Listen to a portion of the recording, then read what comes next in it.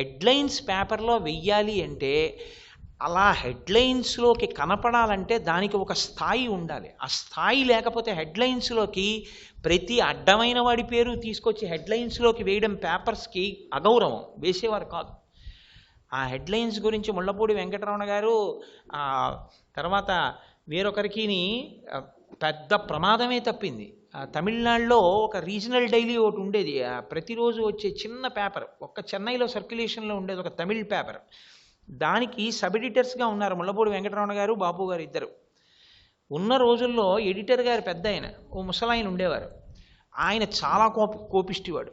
ఆయన రాత్రి 11:30-12 వరకు ఉండి, నాకు చాలా జ్వరంగా ఉందిరా, నేను వెళ్ళి పడుకుని నిద్రపోతాను, మీరు టెలిప్రింటర్ దగ్గర కూర్చోండి. ఆ రోజుల్లో ఆన్లైన్లు ఇవి లేవు, టెలిప్రింటర్ దగ్గర ఉండండి, స్టాలిన్ ప్రమాదకరమైన స్థితిలో ఉన్నాడు, ఒకవేళ స్టాలిన్ చచ్చిపోతే ఇదిగో స్టాలిన్ జీవిత చరిత్ర, స్టాలిన్ అస్తమయం అని పెట్టి ఈ న్యూస్ అంతా వేసేసేయండి. ఒకవేళ స్టాలిన్ చచ్చిపోకపోతే 2 గంటల లోపల ఈ న్యూస్ హెడ్లైన్స్ కింద వేయండి. ఇప్పటి వరకు వచ్చిన వాటిల్లో ఇదే వైటల్ న్యూస్ అని చెప్పి హెడ్లైన్స్కి ఇచ్చి ఆయన వెళ్ళి పడుకున్నాడు. ఈ పిల్లలిద్దరూ కూర్చున్నారు టెలిప్రింటర్ ముందు. 1:15 ఆ టైం అవుతోంది, స్టాలిన్ చచ్చిపోయినట్టు వార్త ఏం రాలేదు. కాబట్టి మనం ఏదో ఇంకో హెడ్లైన్స్ వేసేద్దాం అనుకున్నారు. స్టాలిన్ వెంట్ ఇంటూ కోమా అని వచ్చింది. ఇద్దరు పిల్లలకి తెలియదు కోమా అంటే ఏమిటో. స్టాలిన్ వెంట్ ఇంటూ కోమా అంటే ఏమిట్రా అని అడిగాడు ముళ్ళపూడి వెంకటరమణ గారు. అయితే నాకు తెలియదు, వెంట్ ఇంటూ కోమా అంటే ఏమిట్రా, కామాలాగా అదేమిటి అని అడిగిన. అంటే కాసేపు ఆగిద్దరు చర్చించుకుని ఎడిటర్ గారిని లేపుదామని అడిగితే ఆయన నిద్రపోతున్నారు. మహాకోపిష్టి, లేపితే దెబ్బలాడతాడు. వెంట్ ఇంటూ కోమా అంటే వాళ్ళు ఏం ఊహించారంటే ఆయన స్వర్గలోకములోకి ప్రవేశించాడు అని చెప్పుంటారు. బహుశా మన వాళ్ళు దివంగతుడయ్యాడు, ఊర్ధ్వలోకములలోకి వెళ్ళిపోయాడు అంటారు కదా, అందుకని కోమా అంటే బహుశా ఊర్ధ్వలోకములలోకి వెళ్ళిపోయినట్టు. సో కొట్టేయండి అన్నారు. స్టాలిన్ అస్తమయం కొట్టి స్టాలిన్ జీవితం వేసేశారు. వేసేసి పేపర్ రిలీజ్ అయిపోయింది. మర్నాడు ప్రతి ఇంటి ముందు వేసేశారు పేపర్ని. చిత్రం ఏమైందంటే తెల్లవారకట్ల అందరూ తలుపులు తీసి పేపర్ తీసుకుని న్యూస్ తీశారు. చీఫ్ మినిస్టర్ కూడా అన్ని పేపర్స్ పెడతాయి, పొద్దున్న ప్రెస్ రిపోర్టింగ్లో ఉంటాడు, ఒక ఈ ప్రెస్ రిలేషన్స్ చూసి ఆయన, ఏమంటే ఈ పేపర్ ఒక్కటే వేసిందండి, స్టాలిన్ అస్తమయం అని ఎవరూ వేయలేదు అన్నారు. చీఫ్ మినిస్టర్ తెల్లబోయి ఏం ఆశ్చర్యం, ఇది ఎలా వేయగలిగాడని చెప్పేసి వాళ్ళు ఫోన్ చేసి అందరూ ఈయనకి కంగ్రాట్స్ చెప్పడం మొదలుపెట్టారు ఎడిటర్ గారికి. ఏ న్యూస్ పేపర్ సాధించిన విషయాన్ని మీ వాళ్ళు సాధించారయా, ఎంత గొప్ప విషయం, ఎలా వేశారయా హెడ్లైన్స్ అని. ఈయనకి 102 జ్వరం 105 అయిపోయింది. ఎవరూ వేయలేదు, మనం వేసామంటే అసలు చచ్చిపోయాడా ఈయన అని. ఆయన గబగబా ముళ్ళపూడి వెంకటరమణ గారిని పిలిచి అడిగాడు, ఏమయ్యా ఎలా వేశారు, ఎన్నింటికి వచ్చింది న్యూస్ అని. మీరు 2 గంటల వరకు చూడమన్నారు కదండి, 1:45కి స్టాలిన్ వెంట్ ఇంటూ కోమా అని వచ్చింది, వేసేసామని అన్నారు. ఆయన హతాశుడైపోయాడు. ఎంత పనిచేశారా అని అసలు స్టాలిన్ పొజిషన్ ఏమిటో ఎంక్వైరీ చేద్దామని ఫోన్ చేశాడు. కనుక్కుంటే ఆ తర్వాత టెలిప్రింటర్ మీద వచ్చినటువంటి న్యూస్ రిపోర్ట్స్ అవి చూస్తే అదృష్టవశాత్తు తెల్లవారగట 5 గంటలకి స్టాలిన్ చచ్చిపోయాడు. అయితే ఆ ఎడిటర్ గారు ఆ విషయం ఎవరికి చెప్పలేదు. అప్పుడు తెల్లవారుజామున 5 గంటలకి స్టాలిన్ చచ్చిపోతే 5:15కి చచ్చిపోయిన విషయంతో పేపర్ ఇంటికి వచ్చేసింది. ఎలా వచ్చింది అన్నది $1 మిలియన్ క్వశ్చన్, ఎవ్వరికీ తెలియదు. ఒకప్పుడు నేను ఇంతకీ ఈ విషయాన్ని ఎందుకు మనవి చేశాను అంటే, న్యూస్ రిపోర్టింగ్ అంటే అంత జాగ్రత్తగా ఉండేది. ఇప్పుడు న్యూస్ రిపోర్టింగ్ అంటే న్యూస్ పేపర్స్లో ఎలా ఉంటుందంటే, మనకి ఎమోషన్ క్రియేట్ చేస్తాడు. వాడు వీధి గోండా చచ్చిపోయినా సరే, 10 హత్యలు చేసిన వాడు చచ్చిపోయినా సరే, ఓ పనికి మాలిన వాడు చచ్చిపోయినా సరే, వాడి గురించి తెలిసి ఉన్నట్టుగా బాలమురళీకృష్ణ గారి గురించి ఎక్కడ వేరు. బాలమురళీకృష్ణ గారు స్వయంగా ఏడ్చాడు. నాకు తెలుగు మాట్లాడుకునేటటువంటి ప్రాంతాల్లో నేను వచ్చి కచేరీ చేస్తే ఆ బాలమురళీకృష్ణ కచేరీలో ఈ గొప్ప విషయాలు ఉన్నాయని పేపర్లో మొదటి పేజీలో కనపడుతుందేమోనని నా జీవితంలో కోరిక. జిల్లా ఎడిషన్లో ఎక్కడో ఒక మూల ఓ చిన్నది బాలమురళీకృష్ణ కచేరీ అని వేస్తారు. ఒకప్పటి న్యూస్ పేపర్ రిపోర్టింగ్కి ఇప్పటి న్యూస్ పేపర్ రిపోర్టింగ్కి సంబంధం లేదు. అవి ఎమోషన్తోటే చెలగాటం. టెలివిజన్ ఎమోషన్తో చెలగాటం, సినిమా ఎమోషన్తో చెలగాటం. మీరు ఆలోచించండి, ఎమోషన్ని అడ్డు పెట్టుకుని దీపం ఉండగా ఇల్లు చక్క పెట్టుకున్నట్టు ఎవరికి వాళ్ళు ఎంతసేపు మనకి యువకుల్లో ఎమోషన్ మన వైపు ఉంది అన్నది చూసుకొని దాన్ని బట్టి ఎన్రిచ్మెంట్ ప్లాన్ చేసుకుంటున్నటువంటి రోజులు. ఇంతగా మీ ఎమోషన్ ఎక్స్ప్లాయిట్ అయిపోతే ఎడ్యుకేషన్ వల్ల వచ్చేటటువంటి మొట్టమొదటి వాల్యూ ఏమిటో తెలుసా అండి? Self restraint. తెలుసుకోవడం అన్న మాటకి ఎడ్యుకేషన్కి అర్థం ఏమిటంటే మీరు ప్రాక్టికల్గా సైంటిఫిక్ డెవలప్మెంట్ని ఆప్ చేయలేరు. ఒక టెలివిజన్ ఉంది, 130 ఛానల్స్ వస్తాయి. మిమ్మల్ని పరమ ఉద్రేకపరచగలిగినవి, మీ జీవితాన్ని తప్పుత్రోవ వైపు తీసుకెళ్ళిపోగలిగినవి కూడా నిర్లజ్జగా ప్రసారం అయిపోతున్నాయి. అందరూ నిద్రపోతున్న వేళలో మీ భావాల్ని పాడు చెయ్యగలిగిన నేరాలు ఘోరాలు కూడా వస్తాయి. మీరు నేరాలు ఘోరాలు ఆప్ చేస్తారా? మీరు టెలివిజన్లో వస్తున్నటువంటి పరమ భయంకరమై మీ జీవితాన్ని చెడుత్రోవ వైపుకి తీసుకెళ్ళిపోగలిగిన ఒక ఛానల్ ప్రసారాన్ని ఆప్ చేస్తారా? మీరు సెల్ ఫోన్ కొనుక్కుంటే మీ సెల్ ఫోన్లోకి సర్వీస్ మెసేజెస్ అని డౌన్లోడ్ సో అండ్ సో అని చెప్పి వస్తుంటాయి. నా సెల్ ఫోన్కి వస్తాయి. నేను సిగ్గుపడుతుంటాను ఆ మెసేజెస్ చూసి. సర్వీస్ మెసేజ్ అని వస్తుంది, click on, just click you will get this అని. అంత భయంకరమైన మెసేజెస్ వస్తుంటే మీరు సెల్ ఫోన్లో ఇవాళ మీరు వాడుకుందామని పెట్టుకున్న సెల్ ఫోన్ వ్యవస్థని మీరు ఆప్ చేస్తారా? ఎవడి ఇష్టం వచ్చినట్టు వాడు పుస్తకాలు వేసేసి మ్యాగజైన్స్ అమ్మేస్తుంటే ఏవి కలర్ ఫొటోస్ వేస్తే యూత్ తొందరగా పాడే పేపర్ చూస్తారో న్యూస్ పేపర్లో అవి మాత్రమే కలర్ ఫొటోస్ వేసి అబ్దుల్ కలాం గారి ఫోటో కూడా బ్లాక్ అండ్ వైట్లో వేస్తారో అటువంటి పేపర్ల వ్యవస్థని మీరు ఆప్ చేస్తారా? మీరు ఏం ఆప్ చేస్తారు చెప్పండి? నేనన్న మాటలు మీరు అర్థం చేసుకోలేని అమాయకులేం కారు. కానీ నేను మాట్లాడుతున్నది విమర్శించడం నా ఉద్దేశ్యం కాదు. నీకు ఒక యథార్థాన్ని ఇవాళ తెలియచెప్పడం నా ప్రయోజనం. నేను అందుకే చెప్పాను, నేను మాట్లాడుతున్నది ఒక విద్వాంసుడిగా మాట్లాడటం లేదు. నేను మీ మేనమావగా మీ పినతండ్రిగా మాట్లాడుతున్నానని చెప్పాను. నేను మాట్లాడేటప్పుడు మీ క్షేమం కోరి మాట్లాడుతున్నాను. మీరు భద్రంగా ఉండాలి అని కోరుకుని మాట్లాడుతున్నాను. మీరు చూడండి, మీకు సెల్ఫ్ రెస్ట్రైంట్ ఒక్కటే వీటి నుంచి మీరు తప్పుకోవడానికి పరిష్కారం. మీరు టెలివిజన్ ఉండకూడదు అనడం తప్పు. టెలివిజన్లో డిస్కవరీ ఛానల్ మీరు చూడగలరు, టెలివిజన్లో న్యూస్ మీరు చూడగలరు, టెలివిజన్లో శాస్త్రీయ సంగీతపు కచేరీ మీరు చూడగలరు, టెలివిజన్లో శోభానాయుడు గారి యొక్క శ్రీనివాస కళ్యాణం మీరు చూడగలరు. టెలివిజన్ చూసి పాడైపోయిన వాడు ఉన్నాడు, టెలివిజన్ చూసి మంచి విలువలతో గొప్ప గొప్ప కార్యక్రమాలు తెలుసుకున్న వాళ్ళు ఉన్నారు. టెలివిజన్ది తప్పనాలా, పాడైపోయిన వ్యక్తిది తప్పనాలా? రామకోటి పుస్తకం రాస్తూ హత్యలు చేసేవాళ్ళు ఉన్నారు, రామనామం చెప్పుకుని తరించిన వాల్మీకి మహర్షి ఉన్నాడు. రామనామంది తప్పనాలా, రామనామం అర్థం కానటువంటి వెర్రితనంలో ఉన్నవాళ్ళది తప్పనాలా? ఎవరిది తప్పనాలి? సెల్ఫ్ రెస్ట్రైంట్ లేనప్పుడు మీ చేతికి ఏది ఇచ్చినా నాశనం అయిపోవడం అన్నది పరమ సహజం. కాకపోతే ఇవాళ సొసైటీలో వచ్చిన ప్రమాదపు పోకడ ఎక్కడొచ్చిందంటే, పూర్వం అందించే వాళ్ళల్లో కూడా రెస్ట్రైంట్ ఉండేది. మనం ఇది అందించకూడదు, తప్పు, మనం ఇంతగా పాడు చేయకూడదు సమాజాన్ని అన్న బాధ్యత పెద్దవాళ్ళల్లో ఉండేది. ఒక ప్రభుత్వం పిల్లలు పాడవకుండా ఉండాలి అంటే మనం ఇలా చేయకూడదు అన్న ధోరణి ఉండేది. పిల్లల్ని పాడు చేసేస్తున్న వాళ్ళంటూ ఎవరైనా ఉంటే ఖచ్చితంగా పెద్దవాళ్ళమే పాడు చేసేస్తున్నాం. పిల్లల్ని బాగు చేస్తున్నది మేమెవ్వరం కాదు, మేం పాడు చేస్తున్నది మిమ్మల్ని. ఇంత పాడు చేస్తున్నా సరే ఇంకా మీరేదో మంచి నేర్చుకుని బాగుపడాలని కోరుకున్నటువంటి మీ బుద్ధి వైశాల్యానికి, మీ పట్ల గాయత్రీమాతకున్న అనుగ్రహానికి మిమ్మల్ని చూసి నేను సంతోషిస్తున్నాను. ఎందుకు ఈ మాటలు అంటున్నానంటే, ఇవాళ రోడ్డు మీదకి వెడితే భయంకరమైన వాల్ పోస్టర్లు, భయంకరమైన హోర్డింగ్లు, కారులో వెడుతూ పెద్దవాళ్ళు ఎయిర్ కండిషన్ ఆన్ చేసుకుని ఒక పక్క స్టీరియో వింటూ గ్లాసెస్ క్లోజ్ చేసేసుకుని, ఇంజిన్ ఎంత తక్కువ సౌండ్ ఉన్న కార్ అయితే అంత వాల్యుబుల్ కార్, అంత తక్కువ సౌండ్ ఉండేటటువంటి కారులో కూర్చుని సెల్ ఫోన్ మాట్లాడుతూ ఒంటి చేత్తో డ్రైవింగ్ చేస్తుంటాడు. అతను ఇప్పుడు కారు డ్రైవ్ చేస్తున్నాడా, అతను యమధర్మరాజు గారి చేతి మృత్యు పాశమై రోడ్డు మీద పెడుతున్నాడా? మీరు ఆలోచించండి. కారు డ్రైవ్ చేసేటటువంటి ఒక విద్యావంతుడికి, ఒక పెద్దవాడికి నేను ఇలా సెల్ ఫోన్ మాట్లాడకూడదు, ఇది 10 మంది పిల్లలకి ఆదర్శం అవుతుందన్న బుద్ధి లేదు.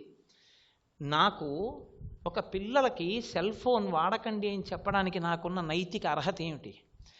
నేను వేదిక మీదకి వచ్చేటప్పుడు నేనే సెల్ ఫోన్ ఆఫ్ చేయకపోతే మీ సెల్ ఫోన్ ఆఫ్ చెయ్యండి అని చెప్పడానికి నాకున్న అర్హత ఏమిటి? నా ఇంట ఏ పుస్తకాలు చదువుకోవాలో పుస్తకాలు నా ఇంట లేనప్పుడు, నాకు నా పిల్లలకి చెప్పడానికి పోతన గారి భాగవతంలో 2 పద్యాలు రానప్పుడు నేను మీకు చెప్పడానికి ఉన్న అధికారం నాకేమిటి? వాకాటి పాండురంగారావు గారు మహానుభావుడు పుస్తకం రాస్తూ దిక్సూచి అని అందులో ఆయన ఆవేదన వెళ్ళగక్కారు. తండ్రి సినిమా టికెట్ కోసం పరిగెడుతుండగా చిన్న పిల్ల అడ్డొచ్చి, నాన్నగారండి ఆకాశంలో 7 రంగులతో ఉన్న అదేమిటి నాన్నగారండి అని ఇంద్రధనస్సు అన్న మాట జవాబుగా చెప్పడానికి కూడా ఖాళీ లేక సినిమా టికెట్ కోసం పరిగెత్తేటటువంటి తండ్రి ఈ జాతికి పెద్ద బరువు అని రాశారు ఆయన. ఆ స్థితిలో ఇవాళ పెద్దవాళ్ళు ఉన్నారు. ఏ ఛానల్స్ ఉండాలి, ఏ టైంలో ఏ ప్రసారం చెయ్యాలి ప్రభుత్వాలకి నియంత్రణ లేదు. పేపర్లకి ఇటువంటి న్యూస్ రిపోర్టింగ్ చెయ్యొచ్చా, ఇటువంటి న్యూస్ రిపోర్టింగ్ చెయ్యకూడదా నియంత్రణ లేదు. ఎవరికి వాళ్ళు ఇవాళ నేర్చుకున్న మాట ఏమిటంటే వాక్కు స్వేచ్ఛ, మతం స్వేచ్ఛ, పత్రిక స్వేచ్ఛ, ప్రసారం స్వేచ్ఛ. ఎవడైనా తప్పు కదయా నువ్వు అలా చేయొచ్చా అంటే స్వేచ్ఛ కడ్డొస్తున్నావు అంటున్నాడు. ఎమోషన్నే ఇవాళ వ్యాపారానికి ప్రధాన వస్తువు. 1000 కోట్ల ఆర్జనలు జరిగేటటువంటి ఏ రంగమైనా ఎమోషన్ని ఆధారం చేసుకునే ఉంది. ఒక్క అడ్వర్టైజ్మెంట్ యాడ్ తయారు చేయాలంటే మీరు ఇలా చూసేటప్పటికి ఎంత తక్కువ టైంలో మీ అటెన్షన్ని, మీ ఎమోషన్ని అది డ్రా చేయగలదో అంత వాల్యుబుల్ యాడ్ కింద లెక్క. లేకపోతే ఓవర్కి మధ్యలో యాడ్స్ వస్తున్నాయంటే, అంత తక్కువ టైంలో యాడ్ ఇవ్వగలుగుతున్నారంటే మీరు ఎమోషన్ ఎంత వ్యాపారంగా చూస్తున్నారో చూడండి. పాలు పొంగడం ఎటువంటిదో ఎమోషన్ చాలా ఎక్కువగా ఉండేటటువంటి స్థితి యవ్వనం. ఆ వయస్సులో ఉన్నటువంటి బిడ్డలు మీ అందరూ, మీకు ఇవాళ మీరు బాగవ్వడానికి, ఎడ్యుకేషన్ యొక్క వాల్యూ మీరు పరిపూర్ణంగా పొందడానికి కేవలంగా మీరు బాగా చదువుకోండి, మీరు బాగా పరీక్షలు రాయండి, మీరు నీతిమంతులుగా బతకండి, మీరు లంచాలు పుచ్చుకోకండి, ఇలాంటి స్టీరియో నీతి చెప్పడానికి నేను ప్రిపేర్డ్గా లేను. నేను చెప్పవలసి వస్తే నేను యాక్చువల్ ప్రాబ్లం ఎక్కడుందో దాంట్లోంచి మీరు ఎలా పైకి రావాలో నేను మీకు ఒక ఆత్మబంధువుగా ఒక సలహా మాత్రమే చెప్తాను. మీరు సెల్ఫ్ రెస్ట్రెయింట్ బాగా డెవలప్ చేసుకోండి. మీరు సెల్ఫ్ రెస్ట్రెయింట్ డెవలప్ చేసుకోకుండా ఎంతమంది శత్రువులు మీ చుట్టూ ఉన్నారు అన్న కోణాన్ని మీరు పరిశీలనం చేసుకోకపోతే జీవితంలో ఒక్కసారి బోర్లా పడిపోయిన తర్వాత మాత్రం ఇప్పుడున్నంత తేలిగ్గా రోజులు ఉండవన్న విషయాన్ని మీరు బాగా గుర్తుపెట్టుకోండి. క్రికెట్ చూసినప్పుడు ఉన్న ప్లెజర్, 4 సినిమాలు చూసినప్పుడున్న ప్లెజర్, అక్కర్లేని న్యూస్ పేపర్లో విషయాలు చదివినప్పుడున్న ప్లెజర్, అక్కర్లేని విషయాలు స్నేహితులతో చర్చ చేస్తూ కాలం గడిపేసినటువంటి ప్లెజర్, క్యాంపస్ సెలక్షన్లో ఉద్యోగం రాకుండా బీటెక్ అయిపోయి బయటికి వెళ్ళిన తర్వాత అప్లికేషన్లు పెట్టడం మొదలుపెట్టి 8,000 9,000 రూపాయలకు కూడా బీటెక్ చదువుకుని ఉద్యోగం చెయ్యవలసి వస్తే మీతో పాటు కష్టపడి చదువుకుని టీవీ ఛానల్ వైపు చూడకుండా చదువుకున్నటువంటి పిల్లాడు రేపొద్దున్న ఏ ఐబిఎంలోనో వెళ్ళిపోయి వాడు నెలకి 60,000 70,000 సంపాదించుకుంటూ 6 నెలలు తిరిగేటప్పటికి వాడు మీ ఊళ్ళోనే మీ సందులోనే మంచి కారు కొనుక్కుని వాడికి పిల్లనివ్వాలని చెప్పి ఎన్నో కుటుంబాలు వెంపర్లాడుతుంటే వాళ్ళ తల్లిదండ్రులు ఎంతో సంతోషంగా కొడుకుని తీసుకుని గుడికి వెళ్ళినారు. మీరు కూడా ఆ గుళ్ళో కనపడితే మీరు తలదించుకున్న నాడు మీరు ఏ ఎమోషన్కి వశులై జీవితాన్ని నాశనం చేసుకున్నారో ఆ ఎమోషన్ మళ్ళీ మిమ్మల్ని బాగు చెయ్యలేదు. మిమ్మల్ని మీరు బాగు చేసుకోవడం మీ చేతిలోనే ఉంది. అదే నా దృష్టిలో ఎడ్యుకేషన్ యొక్క నిజమైన వాల్యూ. లేకపోతే ఇది ఇంజనీరింగ్ కాలేజ్, మీకు బీటెక్ పాఠాలు చెప్తే చాలు. కానీ ఎక్కడో కాకినాడలో ఉన్న నా చుట్టూ మీ ప్రిన్సిపాల్ గారు ఎన్ని మాటలు తిరిగారో, ఎన్ని మాటలు ఫోన్ చేశారో, ఆయన ఏదో పని మీద వస్తే మా ఇంటికి ఎన్ని మార్లు వచ్చారో, నేను ఇంట్లో లేకపోతే ఆయన పని మానుకుని నేను ఎక్కడో ఇంకొక చోట వేదం మీద సదస్సు జరుగుతుంటే ఆ సభలో ఉండిపోతే కనీసం నేను 6 గంటలకి వెళ్ళిపోయే లోపల ఆయన వస్తే ఒక్కసారి ఆయనకి కనపడి వెళ్ళిపోతానని మీ ప్రిన్సిపాల్ గారు మా ఇంటి దగ్గర ఎన్ని మాటలు తిరిగారో, ఆఖరికి నేను ఆ రోజున రావడం కుదరట్లేదు, నేను ఇక్కడ సభలో ఉండిపోయానని సెల్ ఫోన్లో మా అబ్బాయికి చెప్తే మళ్ళీ ఫోన్ చేసి ఆ విషయం కనుక్కుని ఇక్కడికి వచ్చేసి మళ్ళీ నాకు ఫోన్ చేసే, అయ్యా నేను మీకోసం ఇన్ని మాటలు తిరిగానండి, మీరు దొరకలేదు, ఏమీ లేదండి, ఒక్కసారి మా కాలేజీకి రమ్మని ఆహ్వానిద్దామని తిరుగుతున్నామని అన్ని మాటలు వెంపర్లాడవలసిన అవసరం మీ ప్రిన్సిపాల్ గారికి కానీ, ఇంత పెద్ద వ్యవస్థని నిర్మాణం చేసి నడుపుతున్న ఇంతమంది లెక్చరర్స్ కానీ ఏ అవసరం ఉంది చెప్పండి? మీకు బీటెక్ పాఠాలు చెప్పేస్తే సరిపోతుంది. వాళ్ళ ఆర్తి అంతా ఒకటే. ఈ కోటేశ్వరరావు అన్నవాడు ఒక్కడు కాస్త ఏదో నోరు విప్పి ఉన్న మాట ఉన్నట్టు చెప్తాడు పిల్లలకి. కాబట్టి వీడిని తీసుకొస్తే మనం పిల్లలకి ఏమైనా ఉపయోగపడతాం. వాళ్ళు నిజంగా రేపొద్దున జీవితాలు బాగుపడాలి. కేవలం ఇంజనీరింగ్ సబ్జెక్ట్ చెప్పడం కాదు, వాళ్ళు ఇంజనీర్లై ప్రయోజకులై సమాజానికి కుటుంబానికి వాళ్ళకి వాళ్ళు పనికి రావాలి.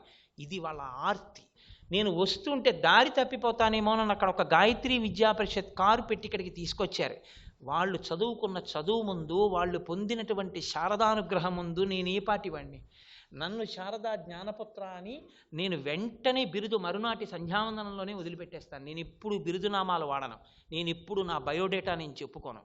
బయోడేటా చెప్పుకోవడం అంటే అహంకారం. మీకు నేను ముందే చెప్పాను, నాకేం తెలిసిన నాకు ఇది ఉందని నేను చెప్పను. నేను ఏదైనా మాట్లాడితే ఇది ఈశ్వరానుగ్రహం. ఈ మైక్ ఏదైనా మాట్లాడితే నేను మాట్లాడింది మైకు మాట్లాడుతోంది తప్ప నేను మాట్లాడింది మైకు మాట్లాడలేదు. ఈశ్వరుడు మాట్లాడించింది నేను నా అంత నేను మాట్లాడలేను. ఆయన నా ఊపిరిని వాక్కుగా మారుస్తున్నాడు. నా వైభవం అంటూ ఏమైనా ఉంటే, నా కీర్తి ఏమైనా ఉంటే ఈశ్వరుడిది. ఈశ్వరుడి కీర్తి నా కీర్తి అని చెప్పుకోవడానికి నాకు బయోడేటా ఏముంది? అందుకే నేను ఎప్పుడు నా బయోడేటా ఇవ్వను.